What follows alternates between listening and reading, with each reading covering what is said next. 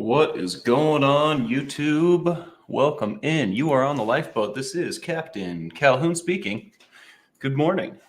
Thanks for joining me this morning. We're going to talk about switching lanes. No, we're going to talk about staying in your own lane in recovery. It's going to be great. I'm excited.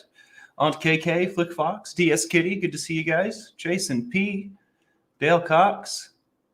What is going on, folks? Flick Fox, Dale Cox, Flick Fox. Jane Aldrich, wonderful morning. Good to see you. Lindsay, hello. Welcome aboard.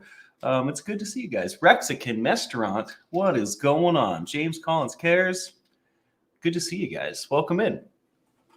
And you might be wondering, what lane am I talking about? Well, I'm talking about your lane and my lane and all of our own individual lanes. Well, what exactly do I mean by that? Well, basically, it just means worry about your own stuff. It's very tempting in recovery to say, oh, this person had a drink and this person's, snorting stuff under their desk on the live internet, right? It's very easy to say that people are doing things and to focus on what other people are doing or not doing, or, what the quality of other people's work. And this is only a trap. We have enough on our own plates. I think that I can speak for all of us that we all have some full plates, and if we don't, then, that's all right. But for the most part, we need to really focus on our stuff, on what we got going on, especially in recovery, right? Moving forward, if I'm to do better, if I'm going to be better than I was yesterday, I really need to clean up what's on my plate. I really need to focus on my work because, focusing on other people's stuff, first off, we don't have control over other people. We only have control over ourselves, and we have a slightly larger bubble of influence, but that's not what this video is about. Our bubble of control is just us. So if I'm going to make a difference in myself, I need to focus on my stuff. I need to focus on what I have control over. Focusing on what I don't have control over will only serve to slide me closer to relapse, slide me closer to where I used to be, sliding back, as they say. And this is also referred to sometimes, in some regards, as taking someone else's inventory, right? In the 12 steps, we do I forget the exact wording, but a searching, fearless moral inventory where we take stock of who we are, what we've done, who we've wronged, our part in it. It's a whole deal. It's one of the steps. But that suffices to say, taking someone else's inventory would be like taking stock of their stuff, right? What they've got going on, what they've done, where they've been, what kind of person they are. Well, that's not for us to do, right? Everyone needs to do their own inventory. Everyone needs to clean up their own. If I'm a barbershop, if Michael is a barbershop, I need to make sure I'm sweeping up all the hair and stuff before I have people over, I need to make sure I'm taking care of business. I'm cleaning the floors and making sure the counters are nice. Everything's organized, right? And this is a metaphor. I like metaphors. But this suffices to say that we really need to stay involved with our own stuff. Now, that's not to say I can't help someone, right? I can't go out of my way to do something nice for someone. That's definitely a part of this too, right? But I definitely would spend the most time focusing on what I've got going on, what I don't have going on, and what I would like to have going on, It's pretty straightforward stuff, and I would like to come up with some examples. While I do so, maybe we can get some tincture going in this coffee, Dale? I pushed the crushed super hots on my pizza last night a little farther than I normally do, and it really didn't bother me. So maybe it's time to really step it up here, Dale. And I don't know if I'm going to regret this later, but we're going to go for it. We're going to do the half drop. That's not even a half. Let's see if we can actually get half. What is going on here? Do I need to invert it? Oh, I know what's going on. Okay, well, that's about as close to half as we're going to get without me doing doubles. For those that are new, this is capsaicin oil. This is pure capsaicin. Capsaicin is the oil in peppers that makes them spicy. So we're not doing anything crazy. We're not doing any drugs. We don't really do that here. This is just spicy coffee now. That's all. No big deal. Dale's like, okay, I'll do the whole thing. I'm a big fan, Dale. I'm a big fan. One day. That was tantalizing, I have to say. This coffee is going to hit different for sure. For sure. And the coffee is really hot. It's kind of burning my finger. Annika, good to see you. I hope this message finds you well. I hope you're having a good morning. Kellyanne, I got to come up with a good nickname for you, Kellyanne, but it has to I can't just come up with something lame. It's got to your nickname is going to pick you. I know, but you always leave such a mark on me. I want to give you a fun nickname. I don't have to. I cannot, but I would like to. Happy Sunday. Rose, good to see you. Yeah, guys, we're just staying in our own lane, right? Not really worried about what other people are doing. Now, that's not to say I need to know what's going on in my proximity, right? If I'm going to walk into, let's say, a social event, or if, for example, I'm going to the Day of the Dead parade today with my friends. If I'm going to go into that situation, I definitely would need to know what's going on in my proximity for my own safety, for my own longevity, for my own lane. In order to keep my lane straight and narrow, I need to definitely be taking stock of what's going on around me, right? There's probably going to be a lot of people drinking. There's probably going to be some joints in the air. There's going to be a lot of that stuff going on. And for me to walk into that situation and come out successfully, holding on to my morals and the path that I'd like to walk, I do need to pay attention to other people's lanes a little bit, right? But again, I don't have no control over what they're doing. So I'm only noticing, I'm only taking a little bit of stock so that I can make my own decisions, so that I can drive my car in my lane, right? I'm not necessarily trying to control what they're doing. I'm just observing and accepting what's going on in their lane so that I can adjust what I'm doing in mine, right? That's a little bit different. And I think that serves me very well. And maybe you're not like me and you're not terminally observant is what I like to call it. I'm so observant, it's going to get me one day. A little bit of a joke, but maybe you're not like that. And this isn't a natural thing, but sometimes I do take stock of what other people have going on just so I can arm myself better, right? Because to be blindsided, to be surprised won't do in this kind of situation. If I'm going to be surprised and blindsided, my reaction is going to be what we're going to get rather than my planned action, right? We're going to get a reaction, and reactions are they're not as good as, what's the opposite of reaction? I'm trying to think of a different way to say that. It's a basic word, and it's just eluding me today. I don't want to react, I want to act. That's pretty simple, right? So if I'm getting surprised or blindsided, you're likely going to get a reaction, which isn't necessarily the best. My first notion for a reaction usually isn't that hot. It's not that great. Usually it's some subpar activity. So I have to try and not be blindsided by taking very slight stock in what other people have going on, right? But that's where I leave it. I leave it right there at the door because I have no control. What's going on, Jeremy Fowler? I have no control over other people, only myself. Roberta, good morning. Rocket Queen, reflex. Yes. We don't want to react. We don't want the reflex. We want the action, right? We would like a little bit of planning to go into it. A Tribe Called Duff, what's going on? And this is coming from someone that really likes to just run through the door and see what's in there, right? I'm not a big planner, or at least historically, I haven't been a big planner, right? I'm the guy that goes up to the door, kicks it in. It's like, what's going on in here? I like to just recklessly do things. That's my natural way, but that has not served me, especially on the road to recovery. It's not very serving. In fact, it just gets me into trouble. It digs me a hole. So I try to go into stuff with intention.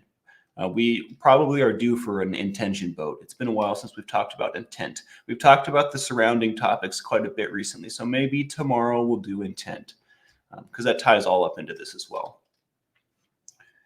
All right, here we go. We're going in. Annika, I feel like you and Flick are totally going to be good friends. You guys are both dazzling and tremendous. You guys remind me of each other a little bit in certain things that you say. So maybe this is a friendship meant to be. Pretty stoked about that. This is a place where things like that happen. This is the lifeboat where we connect. Spanx, the tincture is a lot better now that it's got some age on it. That's for damn sure. And I don't know what that phenomenon is, but it burns different. It hits different. It tastes, I mean, it always tastes different every single time. You know, that part definitely doesn't disappoint. I get different flavors every time. I put more heat in on this one than I normally do, so I'm not getting to the flavor just yet. But that heat is searing. The new bottle, cool, dude. My collection grows, dude. Thank you so much. I'll, I don't have words to express the gratitude that I'd like to for you sending me stuff like that, Dale. It really makes me happy. The fact that you're making it yourself, growing the stuff yourself, the whole thing just is tremendous, and it makes me happy. Finely fermented tincture, says Jeremy Fowler. That's right. Remember the guardrails on the bowling alley. How could I forget, Kellyanne? Helps you stay in your own lane. When I was a kid, I would try to use them to bounce angles and was scolded. There was a bowling movie on, I think, the Disney Channel when I was a kid that me and my grandma used to watch. And like the winning epic shot, this person put a bowling ball down and just kind of spun it in circles and then like gave it a little push. And it was like so finely accurate in this dramatized TV show that it hit a 7-10 split perfectly. When it finally made contact with the one pin, it shot it to the right or whatever. It was kind of cool. It was pretty sweet.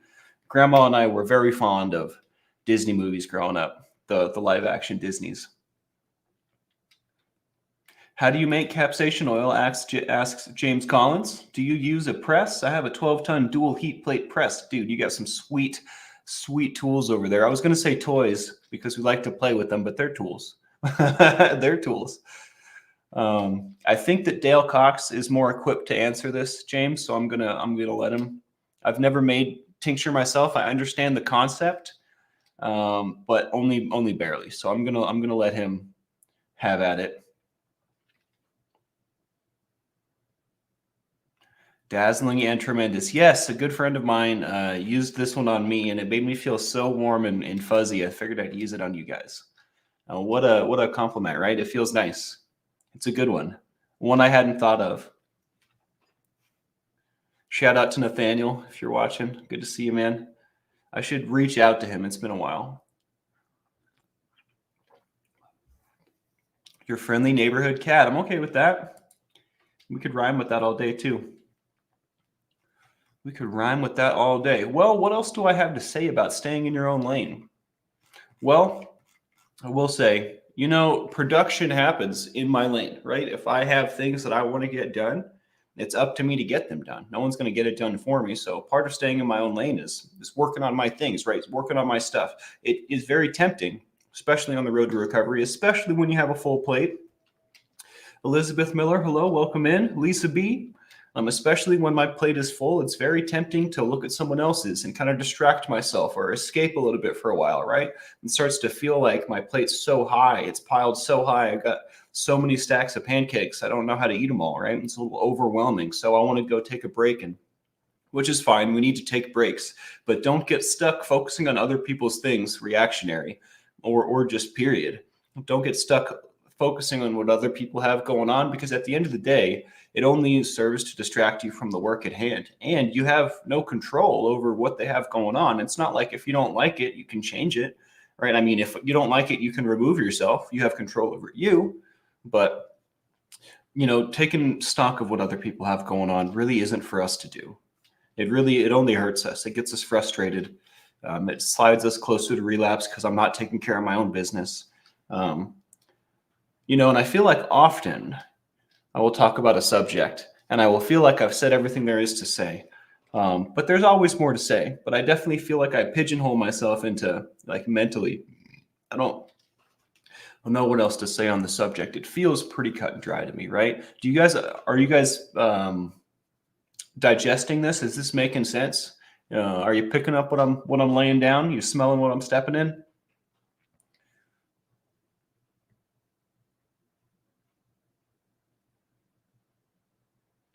Well, Lisa, I'm sure you can sweet talk him.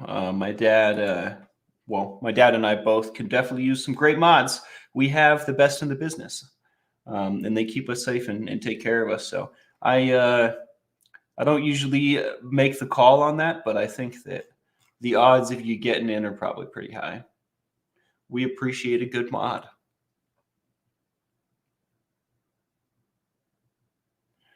I want to read how Dale makes his tank. Just dry the peppers. Use a very old shine my grandpa made 50 years ago. It's 150 proof. And then that's the solvent, folks. You have to use a solvent to. That's the part I'm not clear on. It's kind of like making dab. You have to push the peppers through a solvent to break the capsaicin down, or to separate the capsaicin oil from. I believe that's what it is. Because it's the same concept. When you're making dab, you're separating the THC oils, right? The cannabinoids. So anyways, the only reason I bring that up is because I am educated on making dab and on weed stuff. I have a long storied history with marijuana. So I am quite educated on that note. That's the only reason I make that comparison in my head, because it helps it make sense for me. But that's cool, dude. That's way cool. And then I put it on the paint shaker machine for about 2 months and just kind of shake it up, huh? That's way cool. Way, way cool. Now, you do need a solvent, right? From what I understand, but it does not have to be alcohol. You can use other things. Now, alcohol will make it spicier. It will bring out the most heat when you're making tincture. And it will also alter the flavor slightly, right? But every tincture I have, except for the one Dale sent me, and except for, I have one from Grizzly Heat. Shout out to Rhett and all the people over at Grizzly Heat. We love you guys. I have one from Grizzly Heat as well called Polar Bear, and it is not Arctic. It is hot. It is probably the hottest thing I got. But that one and the Dale one I've got are, they use an alcohol kind of solvent. But the other ones, I don't know what the other ones use. Maybe they don't use a solvent at all. I'm not very versed, but I have a ton of tincture that doesn't use solvent or doesn't use alcohol.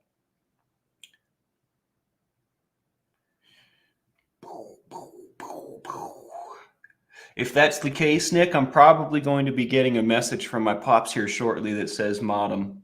That's usually how that goes. Unless Uncle Johnny's on it. Someone will take care of it. Good to see you, Noise Opera. Always a pleasure. Much love. I hope this Sunday finds you well. It was raining before I got up because I went outside and it felt moist out there, but it's not raining now. Nicola E., good to see you. Been sticking maps to the sliding door panels on the van to decorate. Let's go. I was feeling quite decorative today when I got up. I think I'm going to give this place a once over and maybe reorganize some things. Tommy told us a story, says Elizabeth Miller, about losing his stash under the porch yesterday. Was it you watching him from the window? If so, what were you thinking? It totally depends on the time period and the location. Because I will have a hard time remembering exactly what we're talking about unless I can remember the location and the time period. What was when did this happen, Elizabeth?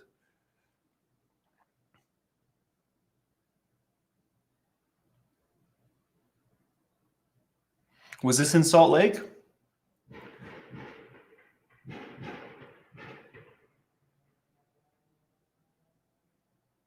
I can't tell if someone was banging on a door really hard and it made the sound crack over here, or if there was a bunch of gunshots just now.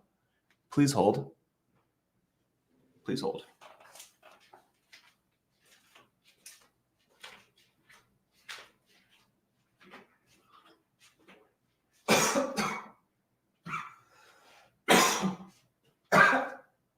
Damn it, Tincture, not now.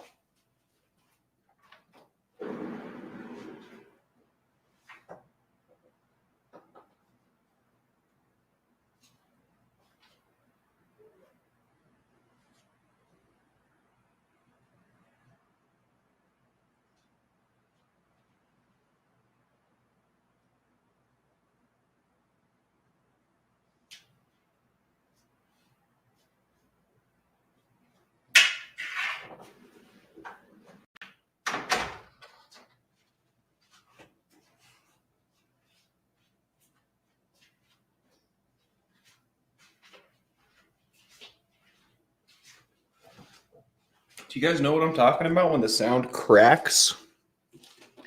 Like there was it's kind of like an echo, but not. Because I heard like bang, bang, bang, bang. And then there was like a crack over here because the sound came from way down there. But there was like a response crack. Like the sound was like a gunshot. I didn't see anyone. I didn't hear anything. It's very strange. You heard that noise too, huh? It was loud. It was the loudest noise we've ever had from the stream, I have to say. There's a lot of external noise, and it might have just been reverb, yeah, from the walkways. That makes sense.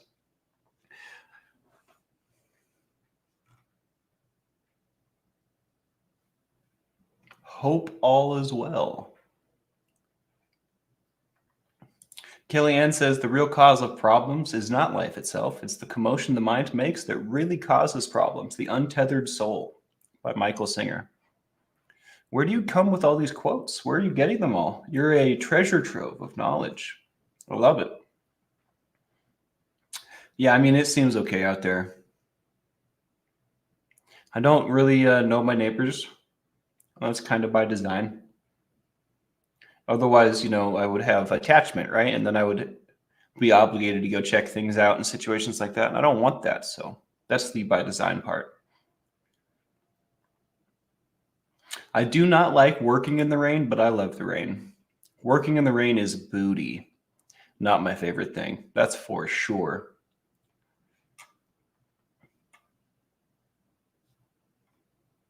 I love the fall, guys, so much. Not sure the time. Yes, in Salt Lake. Well, Under the Steps. I had a dream about this house the other day. I can't decide if he means in the workshop, because there was like a workshop in the basement under the steps where he would blow glass with his friends, or if he means literally under the steps. I feel like my memory tells me that those steps were all concrete, but again, I'm not certain. I don't know. I did watch my dad from the window frequently when we lived at this house. In fact, I witnessed my dad beat a bunch of guys up with a golf club once from my bedroom window, and he was in the driveway. His buddy pulled up screeching in the car and got out, like yelling his name, just yelling my dad's name over and over, like he needed help. He was like saying, "Help me." And 3 dudes drove in behind him. I think they were all in the same car, and they all got out and they were going to beat my dad's buddy up. My dad comes out with the golf club and exchanges a few words, and then they did combat, and my dad messed them up. He beat him up. Yeah, my dad and his friends used to blow glass in the workshop under the steps. It was a weird house. It was a cool house, but it was a weird house. It was right by Butler Middle School in I want to say Cottonwood Heights, Utah. Yeah, there was a lot of scary stuff that happened when I was a kid, I have to say. My past is sordid for sure. The light in my life has to be grasped. I have to create it. I have to grab it. I have to take it, because it doesn't just exist, or at least it didn't at one point in time. I had to be my own light for sure.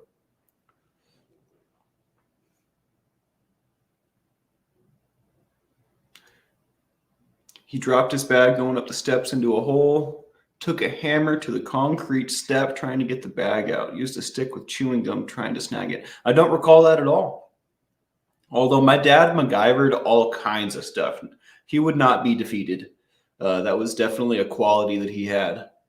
Interesting, Jane. No, I don't recall that at all.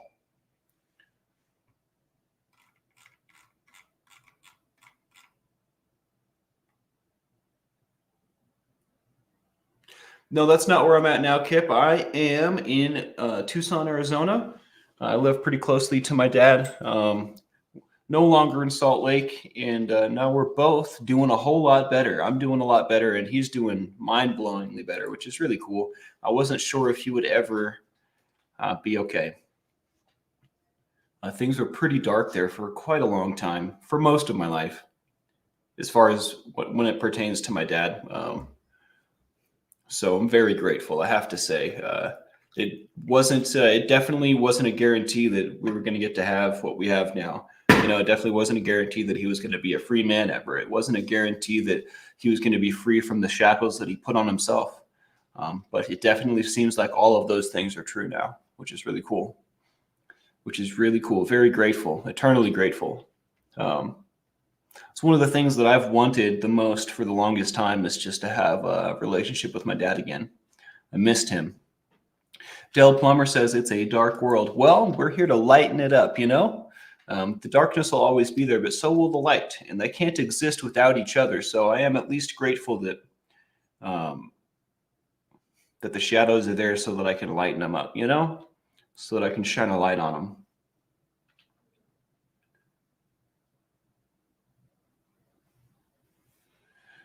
Apparently, he caused so much damage to the steps. It costs more to fix the steps than the value of his dropped bag. That sounds like my dad. Always bookmarking stuff. Well, I tell you what, I intend to do this when I read impactful things, but then I don't write them down and then they're gone with the wind. So you know what, Kellyanne, I might have to take a note out of your book and start writing things down that jump out at me because, you know, they jump out for a reason, right? They're prolific for a reason. Then I'll be able to bring them to you guys and share like you do. In the darkness is where light is born, and in chaos is where we find creation. You are loved. Absolutely. Thank you, James. And you know, destruction precedes creation. Or, I mean, I guess it's an infinite cycle, but the negatives all have a positive twist to them if you just know where to look and how to twist it. The Hebrew etymology, this is very interesting, says William, of darkness is withholding the light, not the absence of it. Wow, that's really cool. That is really cool.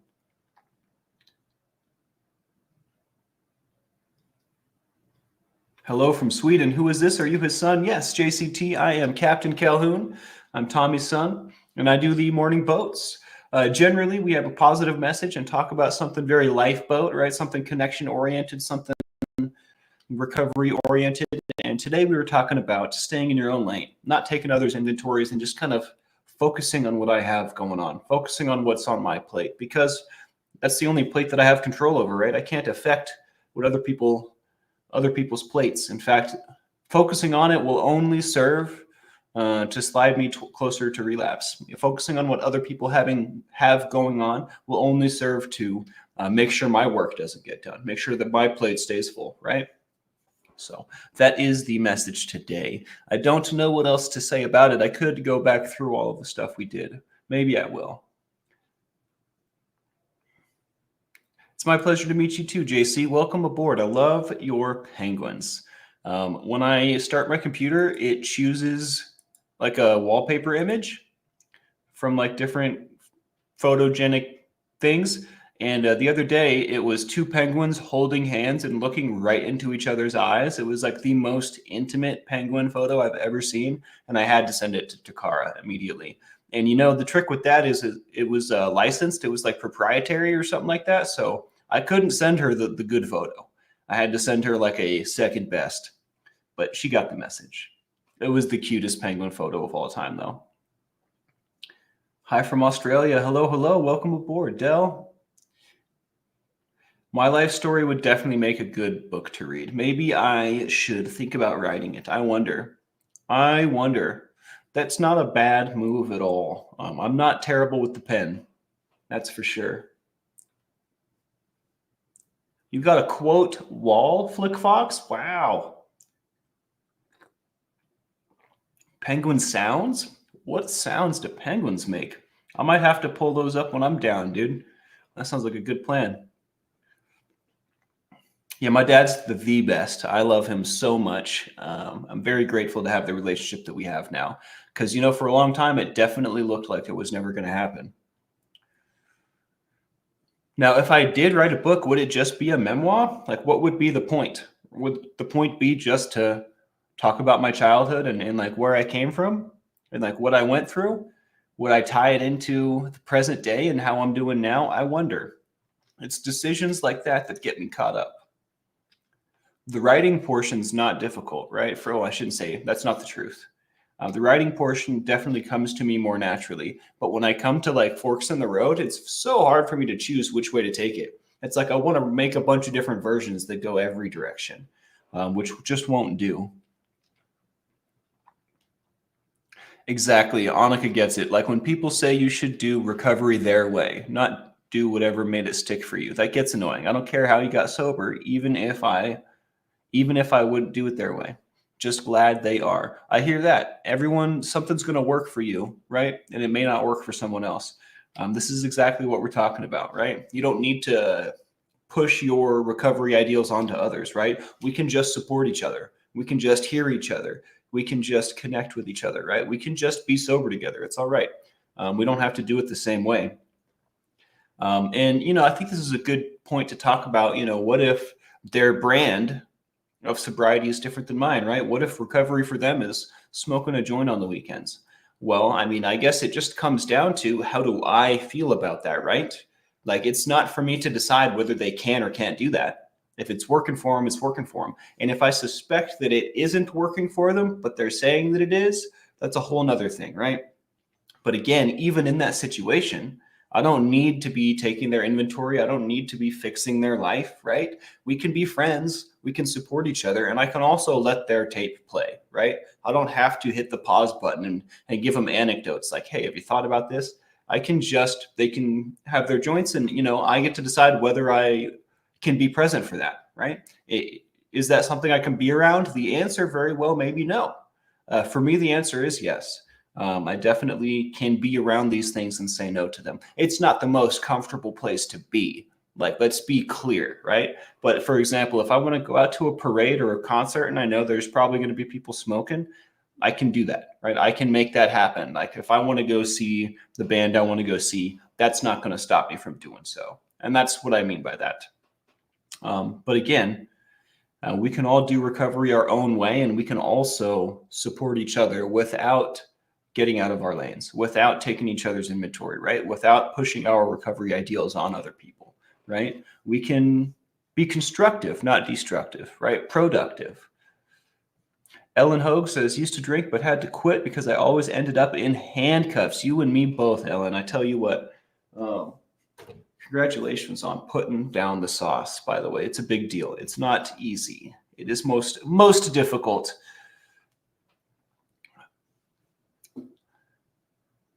I have people tell me that I'm not actually clean because I'm on subs. You should tell them, well, hey, I'm not on heroin, you freak. Don't call them a freak. That's not nice. But I get angry with stuff like this. You know what I mean? Like Suboxone saved my dad. It seems like it's saving you too, and that's, again, one of the big reasons we even have the Lifeboat is there are major mainstream recovery groups and methods out there that don't believe in medical assisted treatment, right? If I'm taking Suboxone or methadone, then I'm not sober, right? Then I'm not. The complete abstinence is their model. And, that's not right for everyone, especially when it comes to benzodiazepines and opiates. We're talking about completely different animals here, right? Every substance is wildly different from the other substances on the of the array, right? But there are certain ones where medical assisted treatment is just a boon, like a godsend, like a secret weapon. So I think to consider people that are using Suboxone or methadone or any of the other medical assisted treatment methods that we know of, to consider that not being sober, I think, is a travesty. It is doing a lot of people a disservice. Now, for some, the complete abstinence method works well, right? For some, the 12 steps have served greatly, and they have served me greatly, but it's not, that's not what I'm doing now. I'm doing Lifeboat. And I'm not trying to say that as to like put them against each other, because we could all exist together and be friends. It's fine, right? Different strokes for different folks. But here, we abide by, or I don't know if that's the right way to say that. We believe in harm reduction. We believe in medical assisted treatment. We don't necessarily believe in complete abstinence immediately, right? Obviously, abstinence will probably serve you best, but you might have to work up to that. Or maybe you'll never be completely abstinent. Maybe you'll take Suboxone for the rest of your life. Who knows? But if that is the case, I'm very grateful that you're not doing heroin until you die. You know what I mean? I'm very grateful that you're not, doing oxys. I'm very grateful that you're not abusing, a serious opioid. And I'm grateful that Suboxone, methadone, things like this exist, because without them, I wouldn't have a father. Bam! Mic drop. My mic's on a boom, so I can't drop it, but.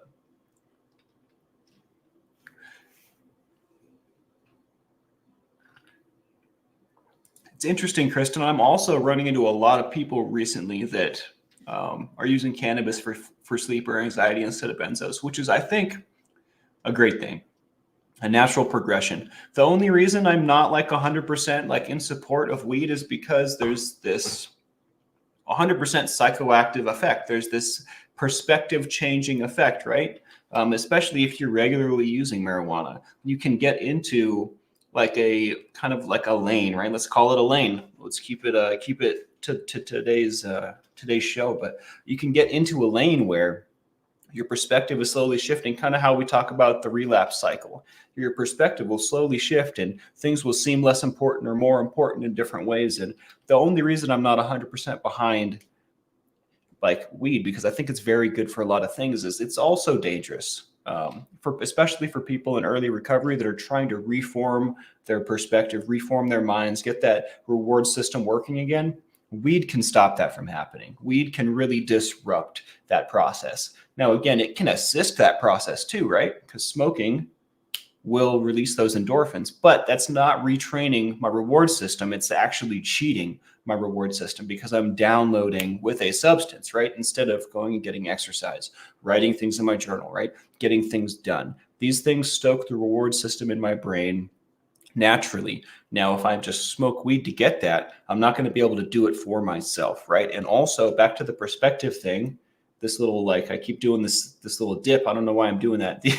The lane you get in, you can get in if you're not very diligent, is what I'll say. Isn't as productive as it could be. So that's the only reason I'm not 100% behind weed, is because I identify and realize that there are dangers, there are pitfalls, right? And in early recovery, we want this to be as simple as possible. So just put the weed down for a little while, right? You can pick it back up later. You can make that decision, that discernment, that judgment when you have a good judger, when your stuff's working properly again, right? When you're back on the straight and narrow, when things are making sense, when things aren't looking so dark, when you have a handle on how you work without whatever your substance was, maybe then's a good time to evaluate whether or not you want to smoke. I just felt inspired to say all of that. I have a hard time speaking on the subject, but that's how I feel. And those words came from somewhere. I'm really grateful for that, because I've been wanting to say those things for a long time, but haven't had a way to do so. I haven't felt comfortable doing so. I don't think that weed's the devil, but I definitely think that it can lead you astray, especially in early recovery. Again, it's not to say that it also can't assist you, right? But everyone gets to decide their own recovery. Everyone gets to decide their own lane, right? So, how bad are you struggling? Do you want to make it easier? It might be easier if you were to just take one of the factors out, one of the factors being weed, right? I know for me, things became a lot easier in a lot of senses when I took weed out of the mix. Excuse me. Because that's an X factor. That's another variable. That's another thing that I have to take stock of when I'm evaluating. Why did this situation go the way that it did? Why am I failing at this, right? If I'm going back and taking my own inventory and really trying to work on myself, if I'm smoking pot, that's another variable that I have to take account of, right? Which isn't ideal, especially in early recovery. I'm very fragile. I'm vulnerable. I don't think it's a good time to be smoking. All right, there's my weed rant. You guys have had an earful, I'm sure. I always feel guilty when talking about weed too, but it's important to understand exactly what we're doing in early recovery. Most people don't make it. You got to wrap your brain around this. Most people do not recover. All right. The odds are stacked against us, and they most likely forever will be. It's just the nature of it, at least in our lifetimes. I don't know. Maybe it'll be different when I'm old and gray, but who knows? Right now, most people do not recover. Most people relapse. Most people die. Most people I mean, there are a lot of people recovering, right? But again, there are far more that are not going to make it. So I think it behooves us to make it as simple as possible. And taking weed out of the equation will make it simpler. That is for sure. It will also make it more uncomfortable initially, right? Because we're taking a crutch away. But again, nothing good was easy.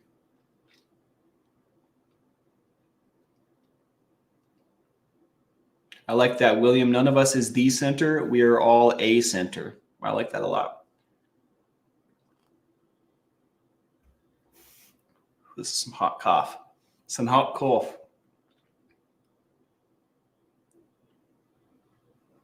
What's going on, Rolling Stone? Welcome in. Yeah, it's starting to bother me as well, the Diddy thing. But it's going to keep going. There's a lot more Diddy in the future, I think. I love this band. My favorite Kiss song has got to be, shout out to Work with Kate Jordan.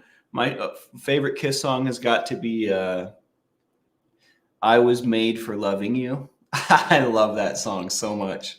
That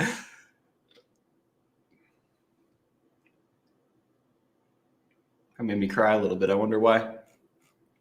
Makes me think of an ex of mine. Not one that I ever talk about.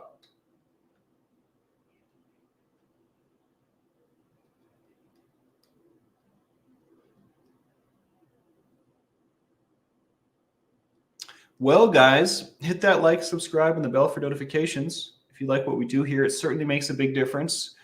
My dad, the Admiral, will most likely be coming on here in the next 20 or so, next 20 minutes, doing a show.